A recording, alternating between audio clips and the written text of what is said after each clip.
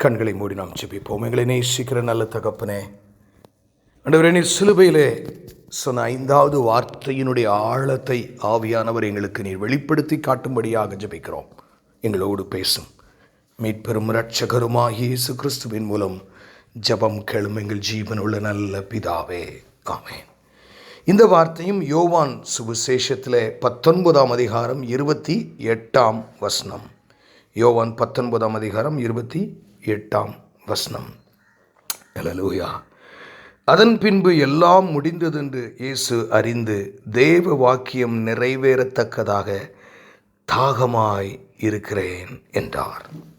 இது பியூர்லி ஒரு மேலாரியான ஒரு விளக்கம் அதிலே இருக்கு.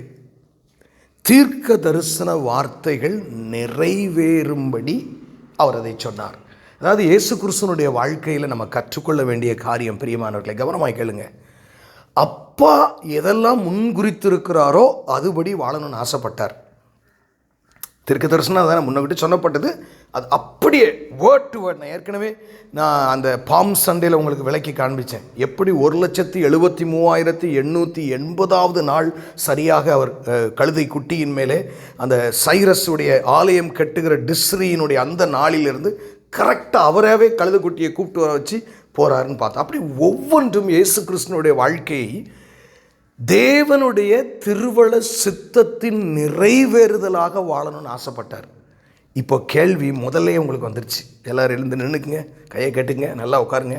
உங்கள் கேள்வி, நான் உன் வாழ்க்கையில் சித்தம் கொண்டதை நீ வாழணும்னு நினைக்கிறியா, இல்லை உன் இஷ்டப்படி தான் உன் வாழ்க்கையில் வாழணும்னு நினைக்கிறியா? இந்த கேள்வி ஆவியானவர் உங்கள்கிட்ட கேட்குறார். இந்த சிலுவை தியானத்தில் மீண்டும் கேட்கிறார். நான் விரும்புகிறதை, நான் உன் வாழ்க்கையில் சித்தம் கொண்டு வைத்திருக்கிறதை என் குமாரனாக இயேசு போல நீ வாழ விரும்புகிறாயா, இல்லாவிட்டால் உன் ஆசையை நிறைவேற்றுகிறதுக்காக மாத்திரம் வாழ நினைக்கிறாயா? சில நேரம் நம்முடைய ஆசையும் ஒரு சித்தமும் ஒன்றா சேரும், சில நேரம் அது சேராது. அப்பவுமே நீங்கள் என்ன செய்யணும்? அவருடைய சித்தத்துக்கு தான் உங்களை ஒப்பு கொடுக்கணும். லிட்ரலாக ஆவியானவர் உங்கள்கிட்ட என்ன நீ முழுசாக உன்னை சரண்டர் பண்ணிட்டியா? நீ உனக்காக வாழ்வதற்கு என்னை தேடுகிறாயா, எனக்காக வாழுகிறதுக்கு உன்னை தருவாயா? இது ரெண்டுமே, 2 கூட்டமும் சர்ச்சைக்கு தான் வரும். 2 கூட்டமும் நல்லா ஜெபமணும், 2 கூட்டமும் உபவாசம் இருக்கும், 2 கூட்டமும் அந்நிய பாஷையில் நிரம்பி ஜெபமணும். ஆனால் இந்த கூட்டத்தை ஆண்டவர் அங்கீகரிக்கவே மாட்டார் வருகையில். தயவுசெய்து சொல்கிறேன், அப்பா கையில் வாழ்க்கையை கொடுத்துட்டு ஃப்ரீயாக இருங்க. ஏன் போட்டு லவல் அடிக்கிறீங்க? பிள்ளைகளை பார்த்துக்கிடுவார். ஒருவேளை நான் சீக்கிரமாக சேர்த்து விட்டால் அப்பவும் பிள்ளைகளை பார்ப்பார். என்ன இப்படிலாம் பிசாசு சிந்தனையை போடும்போது நீங்கள் அப்படி தான் எதிர்த்து நிற்கணும். அதுக்காக சொல்கிறேன். ஒன்றுக்கும் கவலை இல்லை, நாளை அதை பற்றி கவலை இல்லை. ஏசப்பா உயிரோடு இருக்கார். மை ஃபாதர் இஸ் அலை. இதோ உலகத்தின் முடிவு பரியந்தமும் சகல நாட்களும் உங்களுடனே கூட இருக்கிறேன். ஆனால் இந்த வார்த்தையினுடைய ஆழம் என்ன? யோவான் 19ஆம் அதிகாரம் 28ஆம் வசனத்தில், ஆமென், தாகமாய் இருக்கிறேன். ஒன்று இல்லை 3 வகையான தாகங்களை நான் பார்க்கிறேன். தேவனுடைய சித்தம் நிறைவேறுகிற தாகம் அவருக்கு இருந்தது. அதுக்காக அவர் சொன்னார். உண்மையிலே அவர் தாகமாகவும் இருந்தார். ஏன்னா ரத்தம் கொட்டி கொட்டி நைட்டெல்லாம் வச்சு அடிச்சிருக்காங்க. தாகம் இருக்குமா இருக்காதா? ஆனால் அவர் வாங்கிக்கிடல. இவங்க காடியை கொடுத்த உடனே வாங்கலை. அப்போ அவருக்கு அப்பா ஏற்கனவே எழுதிட்டாரு, நான் சிலுவைக்கு போவேன். ஏன்னா என்னைய நம்பி பிதா என் மகன் சிலுவையில் அறையும் போது தாகத்தில் துடிப்பான். அதுக்கு தாகமாக இருக்கிறேன்னு ஒரு வசனம் இருக்குது. அது நிறைவேறுதலை நான் வாழணும். நீங்கள் எப்படி வாழ்கிறீங்க பிரியமானவர்களே? எனக்குன்னு அப்பா ஒரு திட்டம் வச்சுருப்பார், அது நிறைவேறதுக்காக தான் நான் வாழணும். ஒருவேளை எனக்கு கிடைச்ச கணவனோ மனைவியோ பிள்ளைகளோ சற்று சில காரியங்கள் இருந்தாலும் அதை ஏற்றுக்கொள்வேன். முள்ளாக சிலுவையாக நான் ஏற்றுக்கொண்டு இதை தேவன் என் மேல் வைத்திருக்கிறார், ஆகவே இதை சந்தோஷமாய் வாழ்ந்து முடிப்பேன், நன்றி செலுத்துவேன். கேட்டு பார்ப்பேன் ஆண்டவர்கிட்ட. நிச்சயம் நீங்கள் அப்படி மட்டும் உங்களை மாற்றிருங்கள், நீங்கள் என்ன கேட்டாலும் தருவார். அல்லேலூயா. ஏன்னா தாகமாய் முதல் காரியம் தேவனுடைய சித்தம் நிறைவேறுகிற தாகம். அந்த தாகம் எப்படி ரிஃப்ளெக்ட் ஆகும் தெரியுமா? இன்னும் ஏசப்பட்டது இருக்கு. என் மகனாகிய சிசில் என் தாகத்தை நிறைவேற்றுவானா, பிதாவின் தாகத்தை நிறைவேற்றுவேனா. இப்படித்தான் தூதர்களும் ஏசாமின்னு நினைக்கிறாங்க. அப்போ முதல் லெவல் ஆஃப் தாகம் தேவனுடைய திட்டம் என் குடும்பத்திலே என் வாழ்க்கையிலே நிறைவேறுகிற ஒரு தாகம். அதுதான் ஆண்டவருக்கு இருந்தது. ரெண்டாவது ஃபிசிக்கலான ஒரு தர்ஸ்ட் இருந்திருக்கலாம். என்ன ஆமேன். அவர் ஃபிசிக்கல் தர்ஸ்ட்டுக்கெலாம் அவர் இருந்துச்சனால அவர் வாங்கலை காடியை.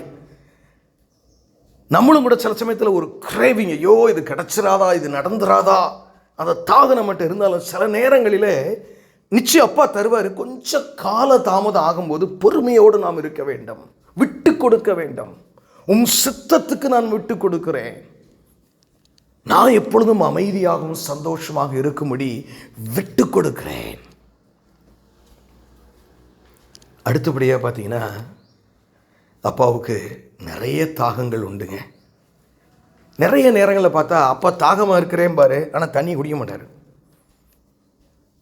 சமாரிய ஸ்திரீட்ட போய் நான் தாகமாக இருக்கிறேன் தண்ணி கொடுன்னு கேட்குறாரு. உடனே அந்த அம்மா ஒரு சின்ன தியாலஜிக்கல் கான்வர்சேஷனில் என்கேஜ் ஆகுது. நீங்கள் யூதர்கள், நீர் எப்படி எம் இடத்துல தண்ணியை கேட்கலாம்? அப்போ அந்த கான்வர்சேஷன் அப்படி போய் ஆண்டவர் சொல்கிறாரு, உன் புருஷனை கூப்பிட்டு வாங்குறாரு. எனக்கு புருஷன் இல்லைங்கிறான். ஆண்டவர் தீர்க்க தரிசனம் சொல்ல, ஆமாம் நீ இப்போ ஒரு ஆம்பளையோட வாழ்கிற, அது உன் புருஷன் இல்லை, நீ 5 பேரோட வாழ்ந்திருக்க. அவன் மிரண்டு போயிடுறா, நீ ஒரு தீர்க்கதரிசியின் வாழ்க்கையெல்லாம் சொல்லுகிறாயே. உங்களே ஆண்டவருடைய ஆசீர்வதிப்பாருங்க. எப்போ தெரியுமா? அப்பா சித்தம் என் வாழ்க்கையில் நிறைவேறிருக்க என்னை முழுமையாக ஒப்பு கொடுத்துட்டேன். இனிமேல் எனக்காகலாம் நான் கவலையப்பட மாட்டேன். பாஸ்டராக போச்சனாலும் போவேன், ஃபார்மராக போச்சனாலும் போவேன், இன்ஜினியராக போச்சனாலும் போவேன். அப்படி வாழ்ந்து பாருங்கள், ஹாப்பியாக இருக்கும், கவலையே பட மாட்டீங்க. அப்பாவும் எல்லா தேவைகளையும் சந்திச்சுக்கிட்டே இருப்பார்.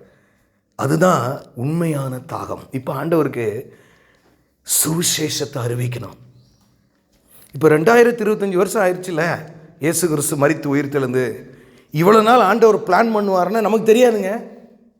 நான் சொல்கிறேன், இந்த பொறுப்பை, தார்மீக பொறுப்பை உங்கள்கிட்ட கொடுத்துட்டாரு. நீங்கள் எல்லாரும் சபை, எல்லா விசுவாச கூட்டம் எல்லாம் உண்மையாக வேலை பார்த்தா ஒருவேளை என்றைக்கே கூட 1000 வருஷத்தினோட ஏசாமி வந்திருந்திருக்கலாம், தெரில. ஏன்னா 69வது வாரத்துக்கும் 70வது வார தீர்க்க தரிசனம் தானியேல் 9ஆம் அதிகாரத்தில் இருக்கிறத எலாஸ்டிக் ஃப்ரேஸ் மாதிரி ஆண்டவர் வச்சுருக்காரு. என்னைக்கு அந்த எண்ணிக்கை அவர் ஒரு லிஸ்ட் வச்சுருக்காருல, அந்த எண்ணிக்கை நிறைவேற வரைக்கும் வச்சுக்கிட்டே இருப்பார். தெரில எனக்கு. அப்போ இன்றைக்கு பிரியமானவர்களே, அவருடைய ஃபியூச்சரிஸ்டிக் தாகம், இத்தனை பேர் வந்து சேர வேண்டும், நீங்கள் வந்து சேர வேண்டும். அந்த தாகத்துக்கு, அதாவது ப்ராஃபட்டிக்கல் தர்ஸ்ட், ஃபிசிக்கல் தர்ஸ்ட், அந்த thirst that should be fulfilled according to the plan of God. இனிமேலும் தேவன் வைத்திருக்கிற திட்டம் பூமியிலே சரியாக நிறைவேற வேண்டும் என்ற ஒரு தாகம் அவருக்கு இருந்துச்சு. அதை யாரை வச்சு நிறைவேற்றுவார்? உங்கள்கிட்ட தான் நிறைவேற்ற வருவார். ஹல்லேலூயா. அப்படியே கையனேந்தி வருவார். தாகமாக இருக்கிறேன்னு அந்த சமாரிய ஸ்திரீட்ட வந்த மாதிரி அவள் தாகத்தை தீர்த்துட்டா. ஒரு கிராமத்தையே கொண்டு அந்த ஏசாமிகிட்ட விட்டுட்டா. ஒரு பொம்பளைங்க, சாதாரண தண்ணி எடுத்து வீட்டில் வச்சு, சாதாரண ஒரு பொம்பளை, பெரிய ஹைலி எஜுகேட்டட்லாம் கிடையாது. அவள் ஒரு கிராமத்தை கூப்பிட்டு வந்துட்டாளே. நான் பொம்பளை, எனக்கு வயசாயிடுச்சு, நான் வேலை பார்க்குறேன், நான் ஆம்பளை, எனக்கு ரொம்ப அப்படி பேச தெரியாது. ஒரு கிராமத்தை ஆயில் நீங்கள் கொண்டு வர குடும்பம், அப்பாவின் தாகம் அடங்கும். அப்பாவுக்கு ஆத்தும, அதான் உங்கள் பரிசுத்தம், உங்கள் கீழ்ப்படிதல், ஆத்துமா, இது 3 தான் தாகத்தை தீக்கும். வேறு எதுவுமே தீக்காதுங்க. திருப்பியும் சொல்கிறேன், உங்கள் பரிசுத்த வாழ்வு, நீங்கள் அவரோடு கொண்டிருக்கிற உறவு, நீங்கள் அநேகரை கிறிஸ்துவுக்காக ஆத்துமாக்களை கொண்டு வருவதற்காக செய்கிற ஊழியங்கள் காரியங்கள். இதுதான் அவர் ஆத்மாவை தாகத்தை தீக்கும். ஒரு கேள்வி கடைசியாக ஆவியானவர்கிட்ட கேள்வி, எந்திரிச்சு நேரம் எல்லாரும் உட்காருங்க பார்ப்போம். நான் இயேசுவின் தாகத்தை தீர்ப்பதற்காக வாழுகிறேனா, என் தாகத்தை தீர்ப்பதற்காக வாழுகிறேனா? இன்னும் நிறைய பேர் நம்ம கிறிஸ்டியன் ஃபுல் அண்டர்ஸ்டாண்டிங்குள்ளே வரலங்க. தாகம், இயேசுவின் தாகம். சரி, அப்போ நீங்கள் ஒரு குறிக்கலாம், சரி நம்ம இயேசுவின் தாகத்திற்காக நான் ஒரு மணி நேரம் ஒரு நாளில் ஜெபிக்க போகிறேன். அப்பா யாருக்கெல்லாம் ஜெபம் பண்ண சொல்கிறார்? எப்போ பார்த்தாலும் ஒரு சேம் பொண்டாட்டி பிள்ளை சபை, எங்கள் கூட்டம், எங்கள் இது, எங்கள் அமேசிங் கனெக்ஷன் மினிஸ்ட்ரி, இதுக்காகவே ஜெபிச்சிட்டு இருக்கக்கூடாது. ஆண்டவர் நமக்கு சில தாகத்தை வைத்திருக்கிறார். கொஞ்சம் டைம் கேட்குறார், என் தாகத்தை தீர்க்கிற கொஞ்சம் டைம் கொடு. டைமில் அப்பா யாருக்கெல்லாம் ஜெபம் பண்ணணும், இந்த டைம் மட்டும் நான் என் குடும்பத்துக்காகவும் எனக்காக ஜெபிக்க மாட்டேன், பிறருக்காக தான் நான் ஜெபிக்க போகிறேன். அப்படி ஒரு டைமை ஃபிக்ஸ் பண்ணுங்கள், ஒப்பு கொடுங்க. இன்னைக்கு என் இயேசுவின் தாகத்தை தீர்க்க ஒரு நேரம் நான் ஒதுக்குகிறேன். இந்த நாள், இந்த குட் ஃப்ரைடே அன்றைக்கு இதை நான் சாகு மட்டும் ஒரு 15 நிமிஷம் கொடுங்க. அப்பா விருப்பத்துக்காக ஜெபிக்கிறதுக்குன்னு, அதாவது சில நேரம் நமக்கு ஒரு உந்துதல் இருக்கும், அந்நேரம் ஜெபிப்போம், மிச்ச நேரம் ஜெபிக்க மாட்டோம். அப்படி இருக்காதீங்க. Regular discipline prayer, give something. உங்கள் நேரத்தை கொடுங்க, உங்கள் முழங்காலை கொடுங்க, உங்கள் ஃபைனான்ஸை கொடுங்க, உங்கள் பிள்ளைகளை கொடுங்க, உங்களுடைய பணத்தை கொடுங்க, வீட்டை கொடுங்க. அவருடைய தாகத்தை தீர்ப்பதே என்னுடைய வாழ்க்கையின் குறிக்கோளாக இருக்க வேண்டும். கண்களை மூடி நாம் ஜெபிப்போம். எங்களை நேசிக்கிற நல்ல தகப்பனே, நீ தந்த நல்ல வார்த்தைக்காக நன்றி. நாங்கள் எப்படி குமாரன் உம்முடைய வார்த்தை நிறைவேறுதலை தாகமாக கொண்டாரோ, நாங்களும் எங்கள் வாழ்க்கையில் நீங்கள் என்ன சித்த வச்சிருக்கிறீங்களோ அது நிறைவேறுகிற தாகத்தோடு வாழவும், வரப்போகிற காலங்களிலே உம்முடைய திட்டம் நிறைவேறுகிறதற்கு நாங்கள் ஜெபிக்கவும் கொடுக்கவும், ஒரு 15 நிமிடமாகிலும் ஜெபிக்க நீர் எங்களுக்கு ஒரு நேரத்தை ஒதுக்கி தரும்படியாய் ஜெபிக்கிற ஆண்டவரே. பெரிய காரியங்களை செய்யும் மீட்பெரும் இரட்சகருமாய் இயேசு கிறிஸ்துவின் மூலம் ஜெபம் கேளும் எங்கள் ஜீவனுள்ள நல்ல பிதாவே. ஆமென்.